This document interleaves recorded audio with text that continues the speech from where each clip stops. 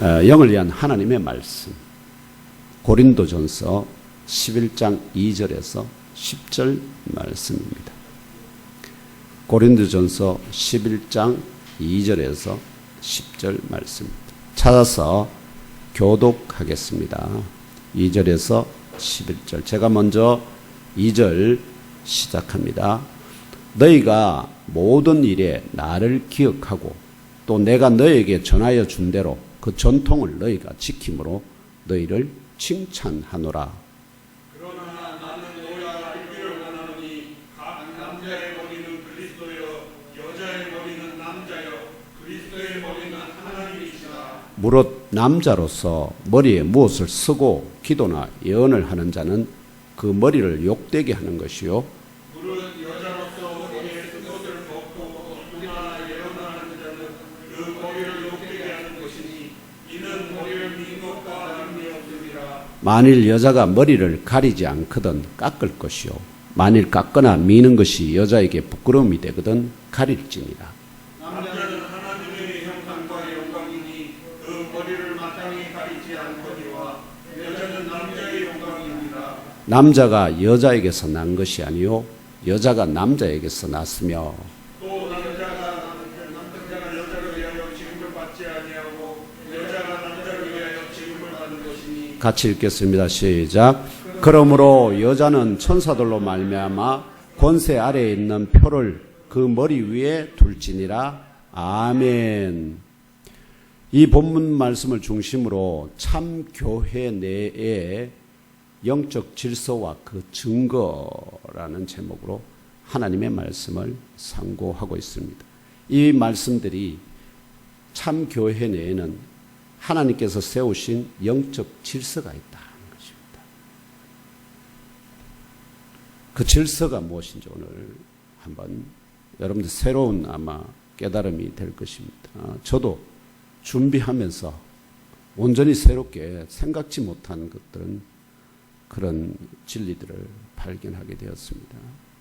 오늘은 2022년 8월의 세 번째 주일이자 부활하신 주 예수 그리스도께서 성천하시기 전에 보내시겠다 약속하신 다른 보혜사 곧 성령 하나님의 지상 강림을 기억하고 기념하는 성령 강림 후 11번째 맞는 주일입니다. 무엇보다 먼저 여러 우여곡절 가운데서도 오늘 여기까지 선하게 인도하여 주셨고 또 이후에도 아낌없이 사랑과 복과 은혜를 부어주시며 영원한 생명으로까지 인도하여 주실 주 하나님께 감사 경배 할렐루야로 그 이름을 송축하며 높여드립시다. 할렐루야. 할렐루야. 아멘. 아멘. 잘했습니다. 아주 똑똑합니다. 참 고맙습니다. 2022년에도 세상에 더럽고 추한 것을 담던 쓰레기통과 같은 묵은 누룩과 같은 옛사람을 온전히 벗어버립시다. 그리스도의 초림과 함께 재림의 약속을 기억하고 기념하며 기다리는 중에 갓난 아기들 같이 늘 순전한 말씀의 젖을 사모합시다. 주께 합당하게 행하여 범사에 기쁘시게 합시다. 모든 선한 일에 열매 맺게 하시기를 간구합시다. 성삼일체 주 하나님과 그분의 뜻을 아는 것에 자라갑시다. 이처럼 하나님의 말씀을 담고 성령이 역사하는 신령한 전의 한 부분으로 또 황금 그릇 같은 새 사람으로 속 사람이 다시 태어나고 자라서 장성하기를 소망합시다. 주 하나님의 은혜와 부르심의 소명대로 그대로 행하며 살아갈 성령 충만의 은총과 능력과 각양 은사도 덧입어서 사람을 취하는 영의 여부로 행복하게 살아가시기를 축원합니다. 오늘 본문 앞에 10장에서 지난주에 다뤘죠. 오늘 본문 앞에 10장에서 사도는 특히 고린도를 포함한 소아시아 지역의 신전들에서 헬라 신화 속 신들을 향하여 자연재해과 또 천재지변으로부터 생명과 재산의 안정과 보호를 구하며 드리는 제사에 바치는 제물을 먹어도 되느냐 되지 않느냐 하는 문제로 논쟁하는 고린도 지역 교회의 지체들을 향하여서 먹든지 마시든지 무엇을 하든지 다 하나님의 영광을 위하여 하라는 영적 기준을 제시하며 영적 성장을 가로막는 이런 종류의 영적 허들을 뛰어넘고 내가 또한 그리스도를 본받는 자 된 것 같이 너희들은 나를 본받는 자가 되라고 11장 1절에 도전합니다. 이런 영적인 역량을 가진 그런 영적으로 장성한 지체가 우리 예몸교회에서 많이 일어나기를 축원합니다. 여러분이 그런 지체들이 바울과 같이 내가 그리스도를 본받는 것처럼 너희들은 나를 본받는 자처라 외칠 수 있는 그런 주의 성도들 되기를 축원합니다. 이어지는 오늘 본문 고린전서 11장 2절에서 여러 가지 영적 문제들을 두고 논쟁을 벌이고 있는 고린도 지역교회 지체들을 향하여 사도는 먼저 칭찬의 말을 그들에게 전합니다. 사도들을 칭찬하고 후반부에 가면 칭찬하지 않고 나무라 합니다. 두 가지, 하나는 칭찬하고 하나는 나무라 합니다. 그래서 오늘 본문은 칭찬하는 내용에 관한 것입니다. 주 하나님께서 사도를 통하여 1세기 고린도 지역 교회의 지체들을 칭찬하는 내용이 무엇일까요? 칭찬하는 내용과 이유는 2절에서 크게 두 가지입니다. 두 가지.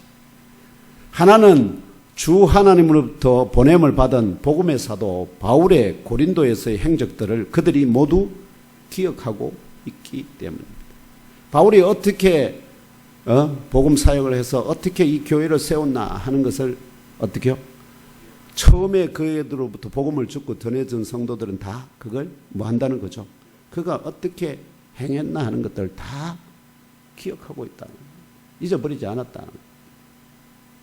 아마도 바울로부터 직접 그리스도의 십자가 복음을 전해 듣고 성령의 능력이 역사하심으로 깨달아 알고 믿어서 고린도 지역 교회에 지체된 성도들이 사도 바울이 자신들을 향하여 아무것도 요구하거나 주장하지 아니하고 법정 고발에 대해서조차 맞대응하지 아니하고 사도로서 복음 전파 소명에만 집중하던 그의 모습을 기억하고 이후에 사도가 떠난 다음에 들어온 다른 지체들에게도 증언하고 나눈 듯합니다. 그래서 교회가 다 사도 바울이 어떤 사람인가, 어떤 인격의 소유자인가 이것들을 다 어떻게 공유하고 있다 하는 것입니다. 저도 나중에 이 사역을 마치고 나면 우리 성도들이 저를 그렇게 참 열심히 그걸 다해서 심령을 다해서 주장하지 아니하고 자기 권리를 주장하지 아니하고 소명에만 집중했다 하는 그런 참 성도들의 그런 기억에 남는 그런 사역자가 되었으면 좋겠습니다. 네. 다른 하나는 첫째 하나는 그거였고요. 다른 하나는 복음의 사도 바울이 그들에게 전하여 준 대로 그들이 그 전통을 지키고 있기 때문입니다. 전통으로 번역된 헬라 단어 이게 파라도시스인데요. 이 파라도시스는 누구에겐가 뭔가를 넘겨주는 걸 전달하는 걸 말합니다. 전달하는 행위 자체를 말하는 거예요. 또는 전달하여 준 것 이렇게 되겠죠. 점점 발전하는. 그래서 성경에서는 주로 전달된 교훈이 계속해서 전달되면 이게 뭐가 되죠? 전통이 되는 거죠. 전통이. 그래서 파라도시스를 신약 성경에서는 대부분 다 전통으로 원래 하면 전달인데 그걸 전달되고 해서 긴 역사가 쌓여서 전통이 된다. 그러니까 주로 이제 뭐에 대해서만 하면 구약의 모세로부터 장로들의 유전이 전달돼서 그것이 나중에 전통으로 굳어진 거 이걸 갖다가 파라도시스라 이렇게 말합니다. 그런데 전통이 때로는 부정적일 수도 있고 긍정적일 수도 있습니다. 그렇다면 사도 바울이 고린도 지역 교회의 지체들에게 전하여 준 그 교훈, 곧 전통의 세부적인 내용은 무엇일까요? 이렇게 질문하면 굉장히 광범위합니다. 도대체 무슨 전통을 전하여 줬을까? 무슨 교훈을 전하여 줬을까? 헷갈립니다. 그런데 우리는 이미 다 이걸 다뤘다 아닙니까? 고린도전서 2장 2절에서 이 올바른 응답을 위해서는 근거를 찾아내야 되거든요. 그래서 이러한 물음에 대한 올바른 응답을 위해서는 고린도전서 2장 2절에서 사도는 이미 고린도 지역 교회의 지체들에게 두 가지 영적 진리와 복음을 알게 하는 데에만 집중하였다고 증언한 바가 있습니다. 함께 읽으며 알아봅시다. 시작. 내가 너희 중에서 예수 그리스도와 그가 십자가에 못 박히신 것 외에는 아무것도 알지 아니하기로 작정하였습니다. 아멘. 고린도 교회 성도들은 헬라 신화에 아주 집착이 완전히 덮어 씌워진 사람들입니다. 그들에게 새로운 그리스도라는, 아시죠? 하나님이라는 새로운 신을 그들의 심령에 심는 것은 이게 보통 역사가 아닙니다. 우상에 완전히 빠진 사람을, 아시죠? 우상에 완전히 빠진 사람을 어떻게 해요? 복음으로 새롭게 하는 그런 과정들이 있기 때문에 인간의 능력으로는 부족하고요. 결국은 바울이 복음을 전할 때 성령의 능력으로 말미암아서 그들이 회심을 하게 되는 그런 역사들이 일어났거든요. 그렇기 때문에 그들에게 더 깊은 것을 가르친다는 것은 어떻게 해요? 정말 많은 논쟁이 필요합니다. 그렇기 때문에 딱 두 가지 주제에만 어떻게 해요? 집중했다 하는 것입니다. 그 두 가지 주제가 바로 뭐냐? 인간 예수가 그리스도라는 겁니다. 또 다른 하나는 뭡니까? 그 신인연합의 예수 그리스도가 십자가에 못 박혔다 하는 이 두 가지 진리와 복음입니다. 그래서 첫째 진리와 복음은 인간 예수가 그리스도이시다 하는 것입니다. 연말에 이 말이 갖는 의미가 여러분 영적인 의미가 뭔지 아세요? 인간 예수가 그리스도다. 인간 예수가 그리스도다. 둘째 진리와 복음은 이 신인연합의 예수 그리스도께서 고린도 지역교회의 지체들을 죄를 대속하기 위하여 대신 십자가에 못 박히셨다는 것입니다. 이 두 가지가 여기에 집중하고 그것에 관련된 가르친 내용들을 어떻게 해요?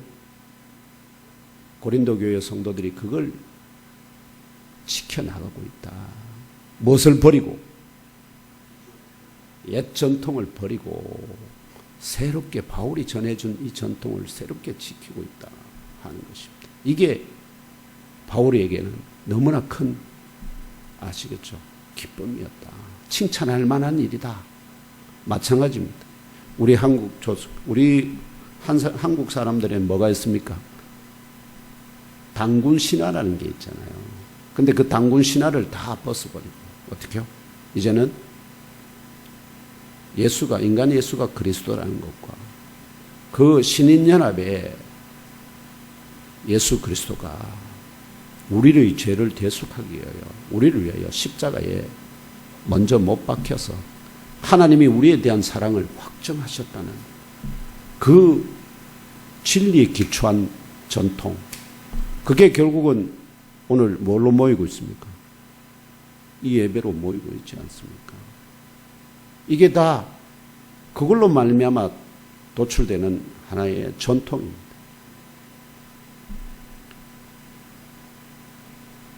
그러므로 사도가 칭찬하는 바 고린도 지역교회 지체들이 지키던 전통의 세부 내용은 부득불 이 두 가지 진리의 복음과 연관될 수밖에 없습니다. 그냥 하늘에서 뚝 떨어진 이런 진리, 전통을 그들에게 전하여 줄 수는 없습니다. 그건 사도가 해야 할 일이 아니죠. 사도는 제가 말씀드리고 사신입니다. 사신은 이 서여진 전달해야 될 메시지 외에 다른 것을 전달하면 그거는 사신이 아닙니다. 아시겠죠?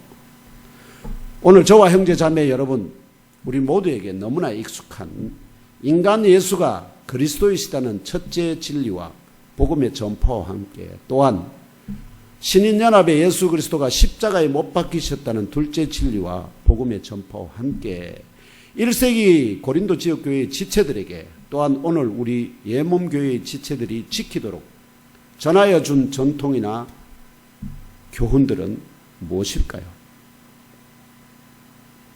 이러한 전통들이 무엇인지 부족한 종과 함께 상고하면서 2022년에도 저와 형제 자매 여러분을 택정하여서 하늘의 머리와 땅의 몸으로 이루어진 유일한 참교회의 지체로 사람을 취하는 영의 업으로 부르시고 거듭나게 속사람을 하셔서 영적 지능을 겸비하게 하시고 장성하게 하시는 주 하나님의 뜻과 작정과 부르심의 소망이 무엇인지, 또 오늘 각자의 보고에 따라 새롭게 하달되는 명령이 무엇인지 주 하나님의 음성을 친히 들으시고 깨달아 알고 믿고 심령에 잘 박힌 못으로 영접하시기를 축원합니다. 오늘 본문 3절에 사도는 인간 예수가 그리스도이시다는 첫째 진리와 복음의 전파와 함께 신인연합의 예수 그리스도의 복음이 전파되기 이전에 고린도 지역교회의 지체들이 지키던 헬라 신화 기반의 옛 전통을 벗어버리고 1세기 고린도 지역교회의 지체들에게 또한 오늘 우리 예몸교회의 지체들에게 전하여 지키게 한 전통이 바로 참교회 내의 영적 질서에 관한 것임을 암시합니다. 교회 내에, 참교회 내에는 뭐가 있다는 겁니까? 하나님이 세운 영적인 질서가 있다 하는 것입니다. 그 영적인 질서.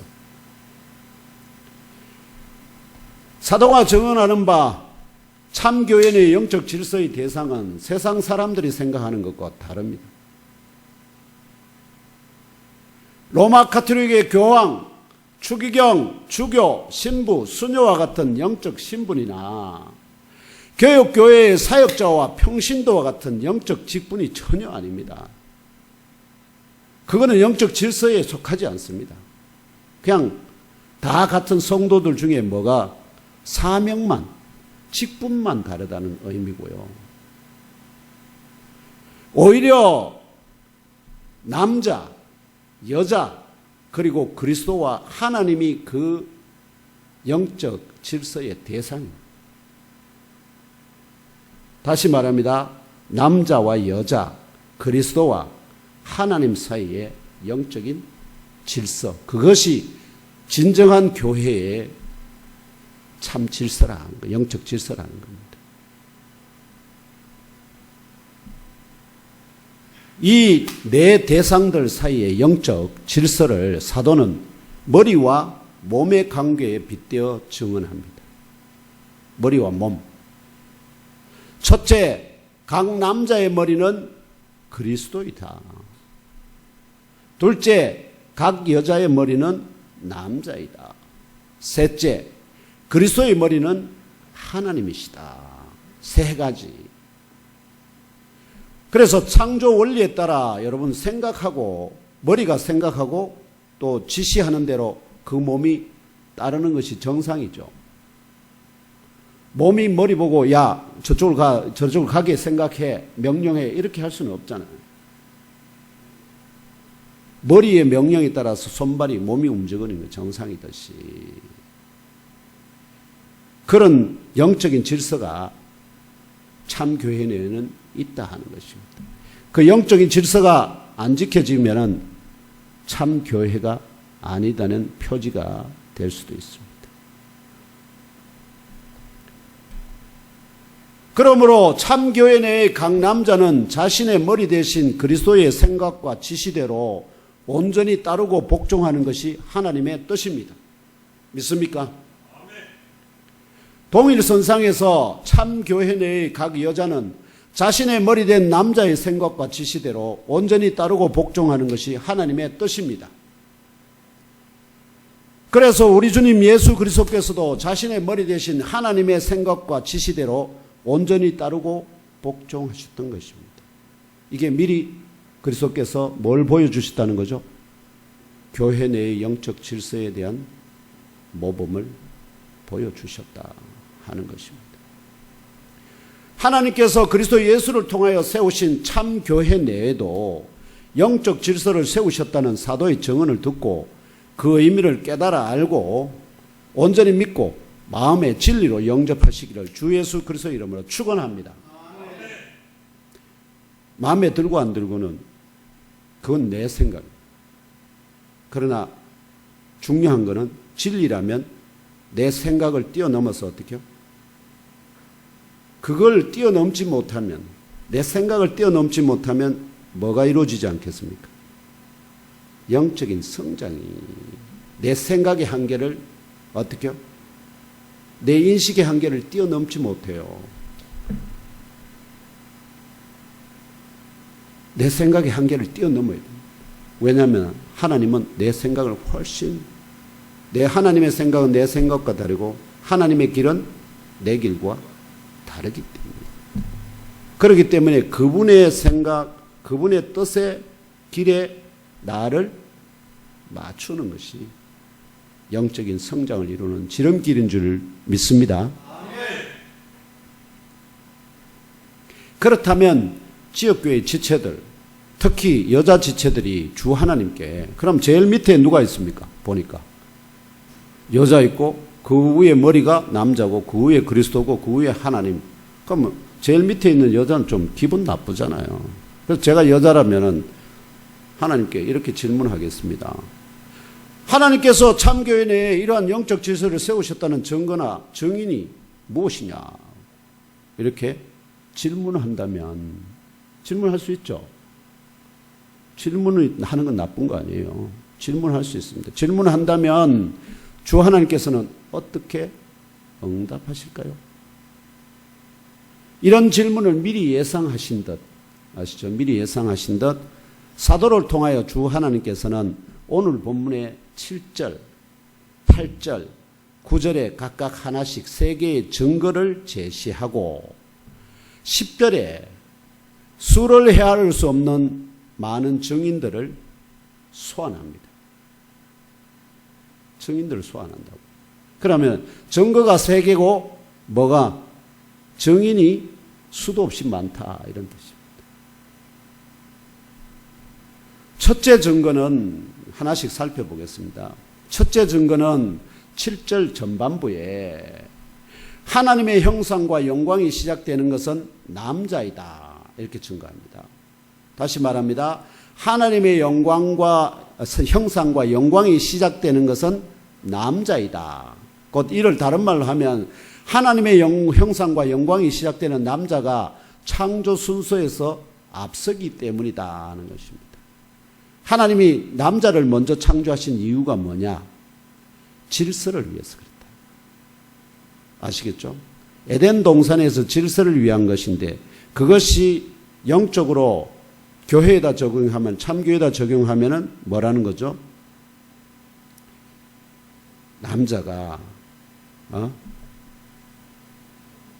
앞선다 하는 겁니다. 교회 내에서. 근데 이것이 가정에서 물론 말합니다. 가정에서도 여자는 남자에게 순종하라, 복종하라. 근데 여기서 말하고자 하는 것은 고린도 교회 내에서의, 교회 내에서의 영적 질서에 관한 것입니다. 그렇기 때문에 가정에서의 그거는 조금 더 놔두시고 앞에서 이미 다뤘기 때문에 지금 여기서는 교회 내에서의 문제입니다. 왜냐하니까 남녀 간의 분쟁이, 남녀 간에도 분쟁이, 아시겠죠? 있었기 때문입니다.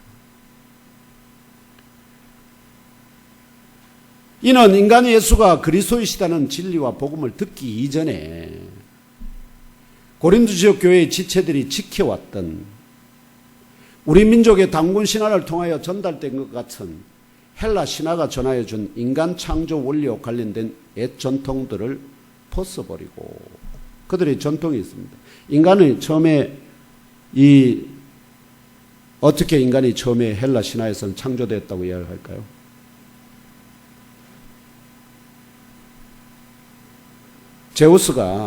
제우스와 하늘의 신들이 뭘 하느냐? 그 대장장이 헤파토스에게 인간을 어떻게 해요? 창조하게 합니다. 만들게 합니다. 처음에는 무슨 인간?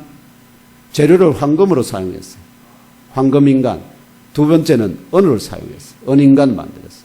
그래서 아주 황금인간은 아주 고귀한 인간들이에요. 그런데 이들이 결국은 다 어떻게요? 멸망합니다. 그 다음에 언인간을 창조합니다. 그 다음에 동인간을 창조합니다. 그 다음에 영웅들을 창조합니다. 마지막으로 창조하는 것이 철로 만든 인간입니다. 그래서 인간은 철로 만들었기 때문에 너무나 말을 안 듣고 어떻게요? 고집불통이라. 이제 이런 게 남자를 처음에 먼저 헬라 신화에도 누구를 먼저 지었다고요? 남자를 먼저 지었다 합니다. 그런데 그런 전통에 따라서 아시죠?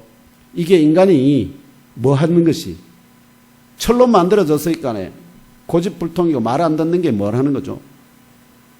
당연하다 이렇게 생각할 수 있는 그런 여러 가지 뭐를 준다는 거죠.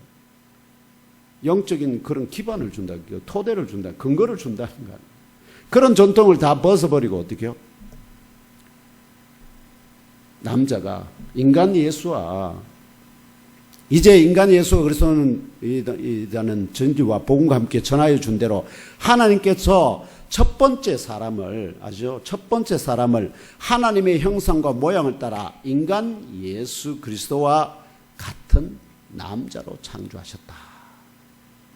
이 창세기 2장의 하나님의 말씀을 진리로 영접하고 새 전통으로 지키게 되었다는 사실을 증언하는 것입니다. 아시겠죠? 헬라 신화를 벗어버리고 헬라 신화의 전통을 벗어버리고 무슨 새로운 전통으로 진리의 하나님의 창조의 진리의 새 전통으로 옷을 갈아입고 그것을 어떻게 섬기게 되었다 하는 거예요. 우리 꼭 같습니다. 우리 말하면 단군 신화를 벗어버리고 창조 원리에 따라서 첫 남자가 제일 먼저 창조되었다. 단군 신화에서 누가 먼저 창조됐습니까? 만들어졌습니까? 여자가 먼저 곰이 여자로 바뀌니까. 거기 많은 사상이 있죠. 짐승이 인간이 될 수 있다는 거. 이게 불교의 윤회 사상 아닙니까? 그거하고 맥이 다 있죠. 인간이 되기도 하고 짐승이 되기도 하고 그 다음에 그래서 그 여자가 환웅과 하늘의 하나님의 아들 환웅과 결혼해서 뭘 낳죠? 단군을 낳던. 그래서 남자는 여자 다음에 나오잖아요. 이런 전통들이 다 무엇을 진리를 창조의 진리를 뭐 하기 위해서 왜곡시키기 위해서 만들어 놓은 거짓의 전통들이라 하는 것입니다. 그 전통을 다시 어떻게 진리에 기초한 것으로 회복시켜 주는 거죠. 바울이 무엇을 통해서 인간 예수가 그리스도라는 그 진리와 복음과 함께 어떻게 인간 예수가 그리스도인가 하는 것을 증언하는 가운데서 그런 뭐가 창조의 그런 과정들을 설명할 수밖에 없습니다. 그것들을 그대로 받아서 어떻게 그들이 진리로 영접한다는 것입니다. 그걸 칭찬하는 겁니다. 그래 어려운 중에 다 믿을 수 없는데 너희들은 내가 전해준 그것을 그대로 믿고 그리고 그대로 지켜 그 우상이 넘쳐나는 그 상황에서도 그걸 지켜나가니까 그거에 대해서 뭐 한다는 거죠? 칭찬한다는 겁니다. 그걸 칭찬한다는 겁니다. 여러분 지금 같은 상황을 생각하시면 안 돼요. 그때는 성경의 말씀이 구약밖에 없습니다. 신약 성경이 완성이 안 돼 있어요. 편지만 지금 주고받고 있을 뿐이지 이게 성경이다 하나님의 말씀이다 하고 완성되기 없습니다. 지금처럼 생각하면 모든 게 다 혼돈스러워요. 이해 안 됩니다. 둘째 증거는 8절에 남자가 여자에게서 난 것이 아니요 여자가 남자에게서 났다. 곧 창조 기원에서 첫 번째 여자가 첫 번째 남자에게서 났기 때문이다 하는 것입니다. 여러분들은 너무나 익숙하잖아요. 그런데 그 고린도 교회 지체들에게는 이게 너무나 생소하고 낯선 이야기입니다. 마치 우리가 처음 전혀 예수를 그리스도 교회를 모르다가 교회에서 인간이 처음에 이렇게 남자가 먼저 여자가 뒤에 났다, 그 남자에게서 났다 이러면 아이고 무슨 소리. 지금 다 보면 누가 놓죠? 아이를 남자든 여자를 누가 놓죠? 여자가 놓잖아요. 그게 당연한데 뭔 엉뚱한 소리를 하냐고 그렇게 이성적으로 판단할 수밖에 없잖아요. 그걸 뛰어넘는, 아시겠죠? 그 내 생각을 뛰어넘는 그 진리를 인간 예수가 그리스도라는 것과 생각해 보세요. 인간이 어떻게 하나님이 되냐. 그처럼 아시죠? 인간이 하나님이 될 수 없다고 생각하는 것처럼 남자에게서 여자가 나왔다는 것도 믿을 수가 없는 거예요. 그런데 그 인간 예수가 그리스도라는 것과 같이 남자에게서 여자가 나왔다는 것이 진리라 하는 것을 전하여 준 대로 그걸 그대로 받아서 진리로 영접하고 그대로 전통을 이어간다는 것입니다. 그걸 그렇게 가르친다는 거예요. 그러므로 이는 인간 예수가 그리스도이라는 진리와 복음을 듣기 이전에 고린도 지역교회 지체들이 지켜왔던 우리 민족의 당군 신화를 통하여 전달된 것 같은 헬라 신화가 전하여준 남자와 여자 창조와 관련된 옛 전통을 벗어버리고 이제 인간 예수가 그리스도이라는 진리와 복음과 함께 전하여 준 대로 하나님께서 첫 번째 사람을 하나님의 형상과 모양을 따라 인간 예수 그리스도와 같은 남자로 창조하셨을 뿐만 아니라 첫 번째 사람을 먼저 창조된 첫 번째 남자의 갈비뼈의 하나를 취하여 첫 번째 여자를 조성하셨다는 창세기 2장의 하나님의 말씀을 진리로 영접하고 새 전통으로 지키게 되었다는 사실을 증언하는 것입니다. 남자들에게 그 헬라 신화에서는 여자의 창조에 대해서 어떻게 증언하는지 아십니까? 첫 번째 여자가 이름이 뭐죠? 판도라입니다. 판도라 상자라는 이야기 잘 알고 계시죠? 어떻게 됐느냐? 사건에 이렇습니다. 헤파이토스가 인간을 만들어서 이제 그래서 헤파이토스가 생각하는 인간이 불이 없어서 고생을 해요. 모든 걸 날고로 먹고. 그래서 헤파이토스는 대장장이거든. 그래서 그 대장간에서 뭐를 훔칩니까? 불을 훔쳐가지고 인간들에게 불 사용하는 법을 가르쳐요. 그래서 인간들이 이제는 불로 지져 먹고 구워 먹고 삶아 먹고 이걸 다 하게 되었습니다. 그런데 제우스가 그것에 대해서 진노합니다. 그래서 헤파이토스에게 뭘 만들게 하느냐? 여자를 만들어라 하면서 여자에게 온갖 그 각 신들이 각 부분에 정말 특이한 것을 집어넣습니다. 그 중에 궁금증이라는 걸 하나를 집어넣습니다. 그러면서 이 판도 상자를 하나 주면서 이거는 절대 열어보지 마라 이렇게 이야기합니다. 상자를 하나 주면서 이건 절대 지키고만 있고 열어보지 마라 이렇게 합니다. 근데 여자 안에는 뭐가 있다는 거죠? 궁금증을 못 참는 그 마음을 줘놨기 때문에 결국은 이 판도라가 어떻게 해요? 그 상자를 열어보고 그러다가 아차 싶어서 닫았는데 마지막에 거기서 빠져나오지 못한 게 뭐였다고 했죠? 희망만 못 빠져나오고 그래서 인간은 절망 상태로 살아가게 되었다. 이게 바로 제우스가 왜 여자를 만들었느냐? 인간들이 불을 사용하면서 마치 자기들이 뭐죠? 신들처럼 이런 그런 권세를 누리니까 제우스가 그들을 어떻게 해요? 골탕 먹이려고 여자를 만들어서 그리고는 그 여자의 미색에 빠져서 어떻게 해요? 허우적거리게 만들기 위해서 여자를 만들었다. 이런 귀한 논리를 전개합니다. 이게 헬라 신화가 전해주는 여자의 창조와 관련된 전통입니다. 이걸 어떻게 해요? 여자가 그런 존재가 아니라 뭐로부터 그렇게 창조된 과정도 틀렸지만 첫 번째 남자로부터 그로부터 지음을 받았다. 그래서 남자가 우선이고 여자가 그 다음이다.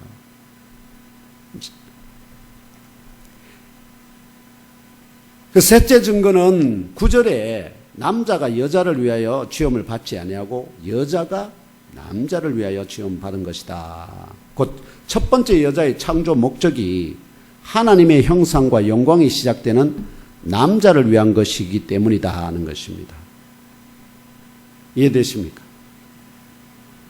그러니까 고린도 교회 내에서 남자와 여자 사이에 다툼이 있으면 우리 다 동등한 거 아니야. 그러면 뭐죠? 여자도 자기 하고 싶은 대로 하고 남자도 자기 싶은 대로 하는데 그렇게 될 경우에 남자하고 여자가 엉켜서 싸우는 일이 벌어지잖아요. 그걸 누가 말립니까? 하나님이 와서 말리겠습니까? 남자와 여자 싸우면 그거 아무도 못 말립니다. 그래서 어떻게요? 하나님께서는 거기에 뭘 부여해놨다는 거예요? 영적 질서를 다 부여해놨다는 거예요. 처음부터.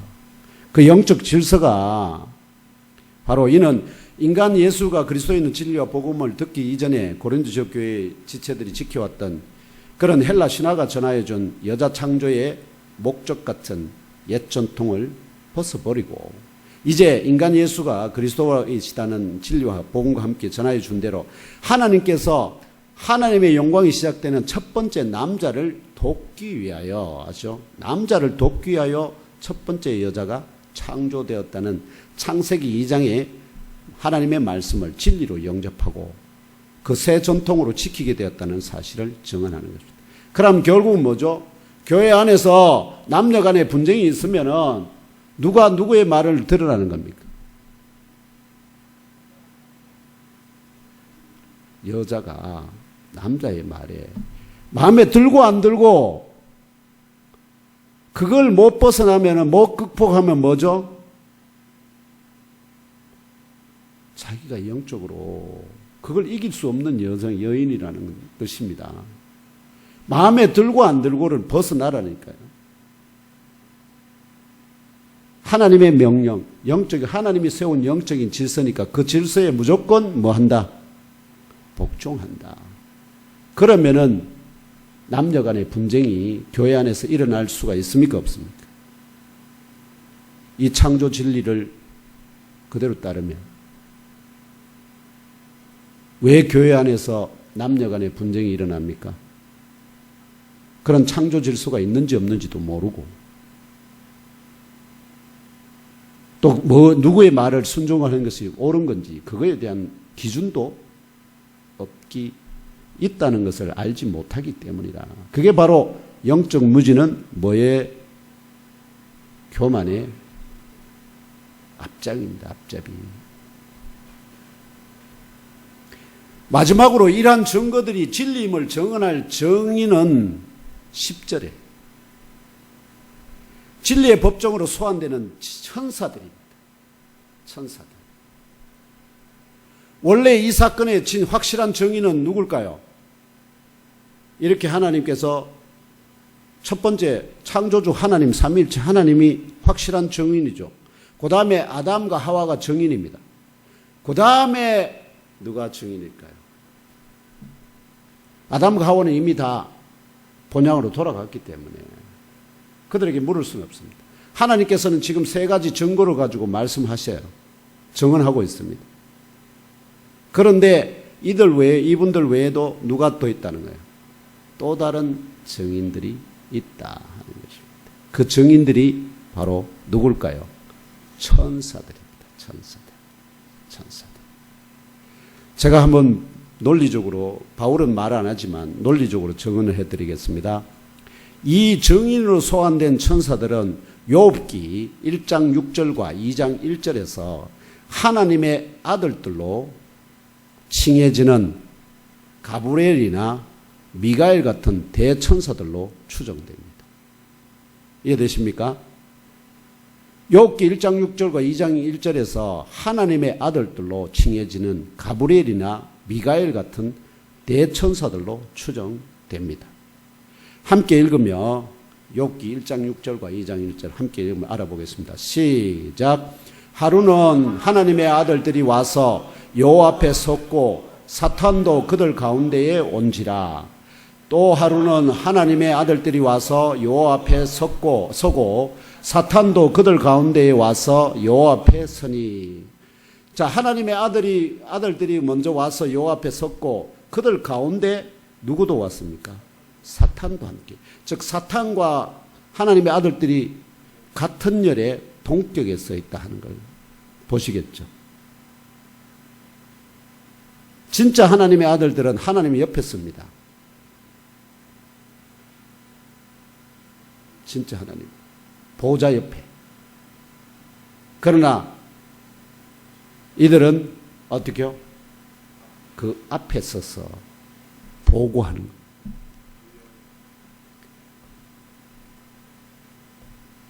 이 본문들의 공통으로 등장하는 바 하나님의 아들들이 와서 여호와 앞에 섰고 사탄도 그들 가운데 와서 섰다는 정언으로부터 추정할 수 있는 사실의 하나는 사탄도 이 하나님의 아들들과 함께 여호와 앞에 설 수 있도록 허용된 동격의 영적인 존재이다는 것입니다. 전통적으로 사탄은 하나님께서 창조하신 대천사 누구죠? 루시퍼 들어보셨습니까? 사탄은 대천사, 지금 영화나 이런 데서는 그 형상을 뭘로 날개 달린 천사로 표현하지만 성경에서는 용입니다. 용. 드라곤 형상을 가지고, 용의 형상을 가지고 있습니다. 이 사탄이. 천사, 날개 달린 천사가 아니라니까요. 용의 형상을 가진 천사입니다. 우리는 전부 다 그냥 천사하면 뭐죠? 그냥 사람들이 뭐 우스갯소리로 내지는 누군가가 창조해낸 날개 달린, 그거는 요한 그거에서 나오죠. 그 예수님이 무덤에서 일어났을 때 그날 새벽에 그 무덤에 가본 여인들이 본바 흰옷을 입은 천사들, 날개가 있는지 없는지는 확실치 않습니다. 그러니까 그것들은 다 어떻게요? 눈에 보여지는 하나의 현상일 뿐이고, 지금 이게 이 사탄이 용이라 하는 것을 정확하게 증거하는 것은 하늘에 올라간, 아시죠? 하늘에 올라간 사도 요한이 직접 보고 옛뱀 곧 용, 사탄, 마귀, 그의 정체를 밝혀주거든. 그렇기 때문에 용의 형상이라고 읽으시는 게 정확한 표현입니다. 그렇지만 그것이 겉모습은 용의 형상이지만 그러나 그것이 창조된 하나님께서 창조하신 대천사의 하나이다 하는 것입니다.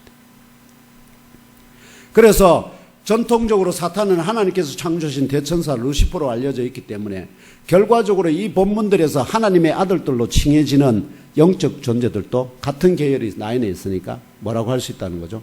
바로 대천사들이라고 추정할 수 있는 것입니다. 인간 요백에, 자, 이제 그러면은 이게 중요한 이유가, 이 요백기가 중요한 이유가 바로 인간 요백에 닥친 갑작스러운 재난과 환난 사건이 욥의 세 친구들이 추정하는 바대로서 욥의 세 친구가 추정하지 않습니까?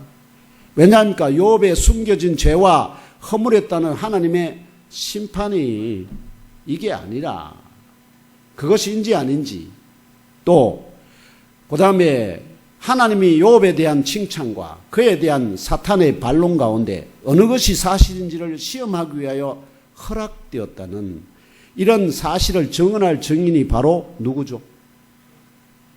바로 이 하나님의 아들들, 곧 대천사들이듯이 하나님께서 참교회 내에 남자를 여자의 머리로, 그리스도를 남자의 머리로, 하나님 자신을 그리스도의 머리 되시도록 영적 질서를 세우셨다는 이 앞선 세 가지 증거들과 더불어 참교회 내 영적 질서를 세우셨다는 사실을 증언할 증인들이 바로 이 대천사들입니다. 믿어지십니까? 그 외에 누가 증언할 수 있겠습니까? 누가 증인이 설 수 있겠습니까? 성삼일체 하나님, 아담과 하와, 그 다음엔 그 사건 그 자리에 있었던 하나님의 아들들 대천사들 뿐이 있지 않겠습니까? 그 저 대천사들은 어떻게요? 지금 진리의 법정에 하나님께서 소환해서 그들이 정인이다 하는 의미입니다. 그렇다면 주 하나님께서 사도를 통하여 참교회 내에 남자의 머리는 그리스도이시고 여자의 머리는 남자이고 그리스도의 머리는 하나님이시다는 영적 질서를 세우셨다는 진리를 변정하기 위하여 세 가지 증거를 진리의 법정에 제시함과 더불어 증인된 대천사들까지 소환하는 이유와 목적은 무엇일까요? 아니 이렇게 어렵게 정말 그랬잖아요. 우리가 쉽게 믿기가 어렵잖아요. 그런 대천사들까지 동원해서 이 사실을 방어해야 되는, 변론해야 되는 이 이유가 목적이 뭘까요? 도대체 무슨 사건을 변론하고 방어하기 위해서 세 가지 완전한 증거일 뿐만 아니라 대천사까지 동원해서 너희들이 증언해라 하고 이렇게 소환할까요? 그 의미가 뭘까요? 먼저 그만큼 이와 관련된 지역교회 내의 논쟁거리가 아시죠? 이 논쟁거리를 잠재우기 위해서는 복잡하고 쉽게 결론 내리기 어려운 주제이기 때문이다 추정할 수 있습니다. 쉽게 잘 안 믿어진다는 거죠. 쉽게 수긍이 잘 안 된다는 거죠. 그렇기 때문에 어떻게요? 세 가지 증거뿐만 아니라 뭐까지? 대천사들까지 동원해서 증언해라. 지금 그렇게 소환하고 있는 것입니다. 또한 참교회 내에 세우신 영적 질서에 대한 증언이 필요하게 된 이유는 바로 참교회라면은 이런 영적 질서가 존재하는 교회다 하는 기준을 제시함으로 해서 바로 고린도 지역 교회 내에서 그 영적 질서의 파괴와 또는 혼란을 초래할 논쟁이 일어났기 때문입니다. 아시겠죠? 그대로 두면 이 영적 질서가 어떻게요? 이 고린도 교회에서 무너질 것이니까. 그러면 고린도 교회는 더 이상 참교회가 아닌 어떻게요? 인간 공동체가 되는 것입니다. 그 질서가 살아있는 교회만이 진짜 참교회다. 자, 그러면 이게 엄청난 사실들을 보여주게 됩니다. 오늘 본문 4절로 7절에서 사도는 이러한 영적 질서의 파괴나 혼란을 초래할 논쟁거리가 무엇인지 소개하며 영적 질서를 증언하고 그 영적 질서를 세우신 하나님의 뜻에 순종하고 복종할 것을 명령합니다. 먼저 순종하고 복종하라 명령해 놓고 그 이유를 뒤에서 지금 이야기하는데 저는 거꾸로 얘기해요. 먼저 그 이유가 무엇인지를 증언하고 그래서 이 문제에 있어서 하나님의 영적 질서에 순종하라, 굴복하라 이렇게 명령한다는 걸 증언하고 있는 것입니다.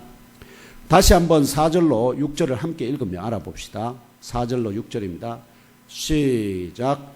무릇 남자로서 머리에 무엇을 쓰고 기도나 예언을 하는 자는 그 머리를 욕되게 하는 것이요 무릇 여자로서 머리에 쓴 것을 벗고 기도나 예언을 하는 자는 그 머리를 욕되게 하는 것이니 이는 머리를 민 것과 다름이 없습니다. 만일 여자가 머리를 가리지 않거든 깎을 것이요 만일 깎거나 미는 것이 여자에게 부끄러움이 되거든 가릴지니라. 아멘. 여기서 단순히 머리를, 왜냐하면 남자의 머리를 그리스도라고 했을 때 이 머리 상징하겠습니까? 영적인 아시죠? 관계입니다. 그렇기 때문에 여기서 나오는 머리, 또 깎는다, 민다 이런 것을 단순히 뭐죠? 지금 내 머리 밀어라 이런 뜻으로 물리적인 것으로 이해하면은 착각에 들어가게 됩니다. 그러면 희한한 해석들이 나오게 됩니다. 그렇게 너무 직설적으로 단순하게 생각하지 마시길 바랍니다. 바로 가정교회나 지역교회의 공예배에서 기도, 여기서 기도라고 표현하지만은 기도해놓고 뭐냐니까 카이 엔드가 아닙니다. 기도와 예언 이런 뜻이 아닙니다. 기도해놓고 곧 동격입니다. 동격. 기도 곧 예언 이럽니다. 결국 무엇이 뭐냐? 기도 곧 하나님의 말씀을 예언하거나 증언하는 각 남자 혹은 각 여자, 남자나 여자가 어떻게요? 뭐 할 수 있다는 거죠? 하나님의 참교회에서 하나님의 말씀을 증언할 수 있어요. 설교할 수 있어요. 그런데 거기에 순서와 질서가 있다 하는 것입니다. 창조 원리와 순서 그리고 창조 기원 가운데 하나님께서 계시하신 영적 질서를 따라 행하라는 것입니다. 그 질서가 어떻게요? 무너지거나 파괴되거나 혼란되는 것은 안 하는 것이 더 뭐하다? 합당하다 하는 뜻입니다. 그게 교회의 영적 질서라. 무릇 첫째 남자로서 머리에 무엇을 쓰고 기도하지 말라.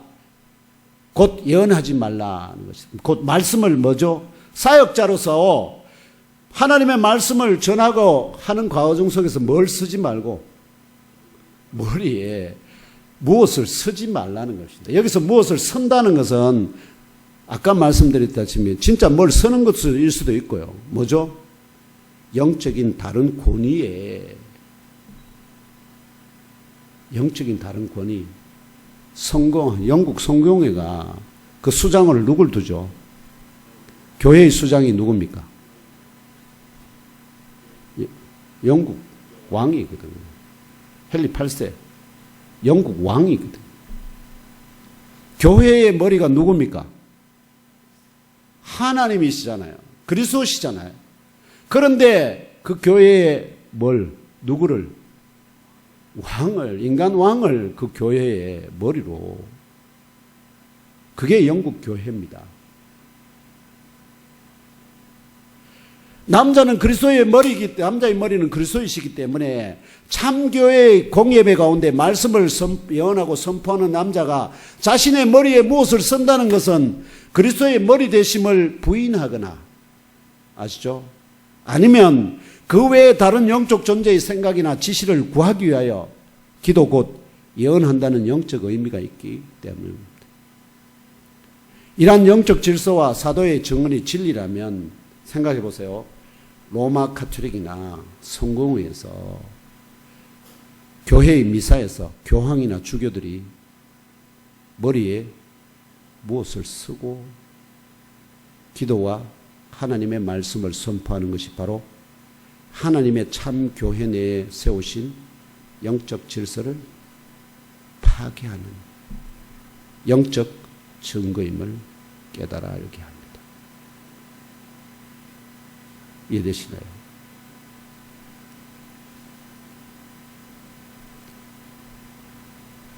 둘째, 무릇 여자로서 머리에 쓴 것을 벗고 기도하지 말라.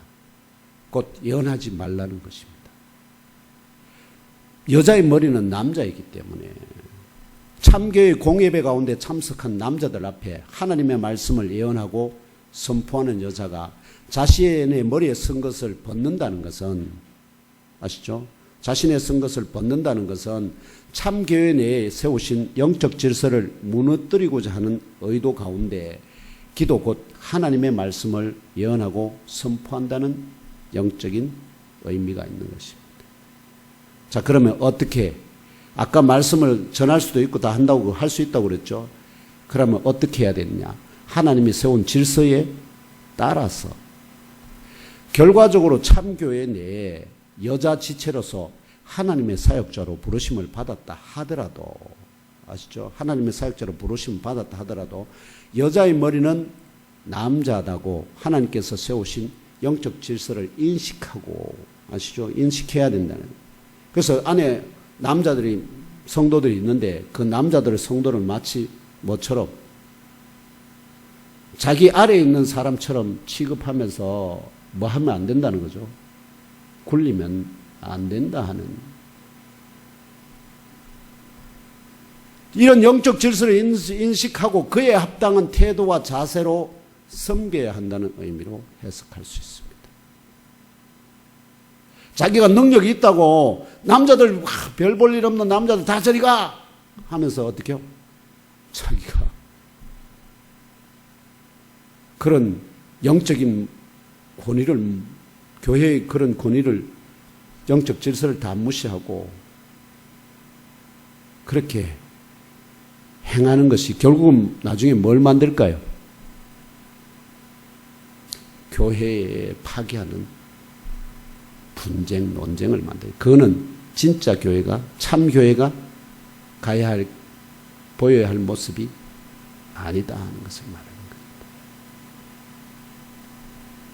이렇게 참 교회 내 영적 질서를 부정하면서 여자가 지역교회의 사역자로 섬긴다는 것은 마치 여자가 자기 머리를 면도놓은 것 같이 하나이고 또 동일한 정도로 수치스럽고 부끄러운 하나님 앞에 수치스럽고 부끄러운 행위가 하나님이 기뻐하지 아니하신다 하는 것입니다. 이해되시나요? 중요한 것은 우리가 하나님 앞에 뭐죠? 내가 어떤 모습으로 서느냐. 하나님이 기뻐하시면 뭐든지 해도 됩니다. 하나님의 영광을 위해서. 그러나 하나님을 싫어하신다면 안 하는 것이 옳지 않겠습니까? 요약 정리하면 정말로 남자가 하나님의 형상과 영광이 시작되는 존재이기 때문에 남자가 지역교회의 사역자로 섬길 때는 그 머리를 가리는 것이 마땅하지 않습니다. 반면에 여자는 남자의 영광이기 때문에 지역교회 내에서 섬길 때는 참교회 내에 세우신 영적 질서에 마치 머리를 베일로 가리는 심정으로 늘 조심하고 머리를 가릴 때는 우선 뭐죠? 누군가의 앞에 조심한다는 경계한다는 것입니다. 자기를 늘 어떻게 챙긴다는 내가 누군가 내가 영적 질서에 어디에 있나 하는 것을 늘 어떻게 각성하고 챙긴다는 의미가 있습니다. 그걸 자기의 머리에 누르는 겁니다. 내가 내 머리가 막 내 생각이 막 튀어나가려고 하는 것을 뭘로? 이 베일로 가리는 거죠. 그런 의미가 있습니다. 그래서 이런 마치 머리를 베일로 가리는 심정으로 순종하고 복종하는 자세로 섬기라는 것입니다. 그래서 섬기지 말라는 것이 아닙니다. 섬기되 뭐를? 이 영적 질서를 항상 기억하고 거기에 맞춰서 조심하며 섬기라 것입니다. 최종 결론으로 사도는 너희들 가운데서 너희들 자신에게 분별하라 도전합니다. 여자가 머리를 가리지 않고 하나님께 기도하는 것이 또 하나님의 사역자로 섬기는 것이 마땅하냐 합당하냐. 그 다음에 본성 자체가 너희들을 남자가 정말로 만일 머리를 길게 한다면 그 자신에게 불명예가 된다는 것을 지시하지 않느냐. 머리를 막 기르듯이 자기를 그냥 이게 머리를 막 길러서 낭패 본 사람이 누구였죠? 압살롬 있지 않습니까? 압살롬. 그것도 그냥 우연한 사건이 아니라는 거죠. 영적인 것으로 보면 어떻게요? 마치 남자를 머리를 기른 거 나중에 보면 낭패를 당하듯이 그런 어떤 영적인 그 교훈이 그 안에 숨어 있다는 것입니다. 그 다음에 만일 여자가 머리를 길게 한다면 그것이 그녀에게 자신에게 영광이 되지 않느냐. 머리를 길게 해서 자기를 어떻게 해요? 계속 여인으로서의 자기의 모습을 자기를 계속 낮추면은 굴복시키면 그것이 그녀에게는 나중에는 결국 영광이 된다 하는 것입니다. 그래서 하나님은 여자에게 긴 머리털을 주신 이유가 남자의 머리털보다 여자의 머리털을 길게 주신 이유가 자신을 계속 그 머리털로 뭐 하라는 거죠? 누르라. 하나님의 뜻이 나에게 긴 머리를 주신 것이 나를 자꾸 눌러서 튀어나가려고 하는 내 생각, 내 의지를 어떻게 머리로 누르라. 희한하지 않습니까? 이런 메시지를 지금 사도가 우리한테 전해주고 있어요. 그래서 이거 갖고 전부 다 입이 쭉 나오는 여성들이 있지 않습니까? 그러면은 사도 이렇게 이야기합니다. 이제 만일 어떤 사람이 논쟁적인 생각, 이거 하고 한번 다퉈봐야 되겠다 하고 생각하는 사람이 있다면 고린도 교회뿐만 아니라 하나님의 교회 모든 진짜 교회들은 이와 같은 그래서 논쟁해가지고 어떤 결론을 내리는 규례를 전통을 가지고 있지 않습니다. 하나님의 말씀은 진리로 그냥 수납하든지 버리든지 하는 거지 하나님의 진리에 대해서 논쟁해가지고 그 진리를 바꾸거나 그 가르침을 새로운 것으로 조정하는 것은 인간이 할 일이 아니죠. 왜 그러냐?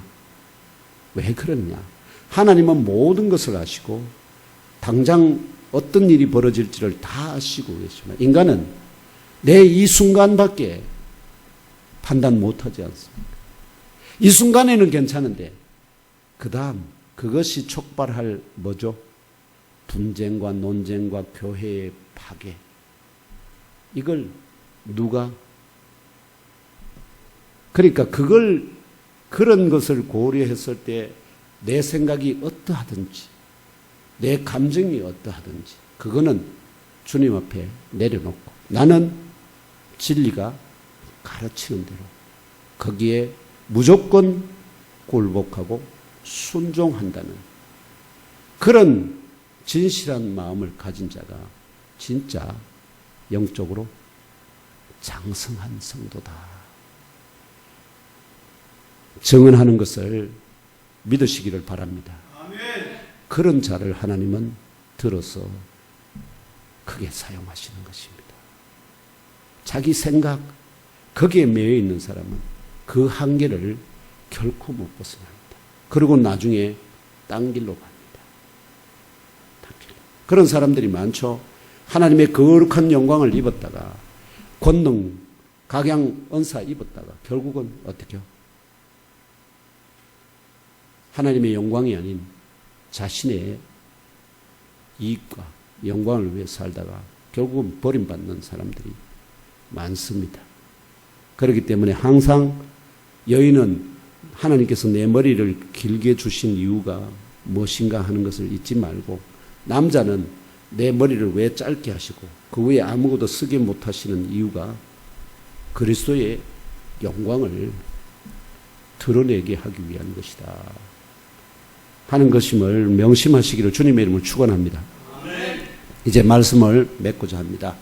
지금 오늘 여기까지 저와 형제 여러분의 자매 여러분의 속사람도 물과 성령으로 거듭났지만 갓난 아이에서 자라고 장성한 세상이 감당치 못하는 참 성도로 또 영의 어부가 되게 하기 위하여 복음이라는 영적 올림픽에 경쟁력 있는 선수로서 모범적인 자세를 소유한 복음 전도자로서 더 많은 사람을 취할 수 있도록 끝까지 경고하게 설 수 있도록 성령의 영적 교감과 깨닫게 하심과 견인하심을 따라 때마다 일마다 이어지는 영적 실험과 영적 전투 현장 속에서 무엇을 하든지 다 하나님의 영광을 위하여 하라 명령하심으로 그런 또한 오늘 주신 말씀처럼 참교회에 내오신 영적 질서에 순종하고 복종하는 그런 영적인 푸뉴마티코스로 세우시고자 하시는 그런 그 세워가는 과정에 있습니다. 그래서 때로는 하나님의 말씀을 들을 때 어떻게 내 마음에 합하지 않을 수도 있고 또 이 시대에 합하지 않다 하더라도 그래서 시대에 합하지 않으니까 바꿔야 된다고 주장하는 것은 결국 자기를 드러내는 것이고요. 하나님의 뜻은 그런 상황이라 할지라도 뭐 하라는 거죠?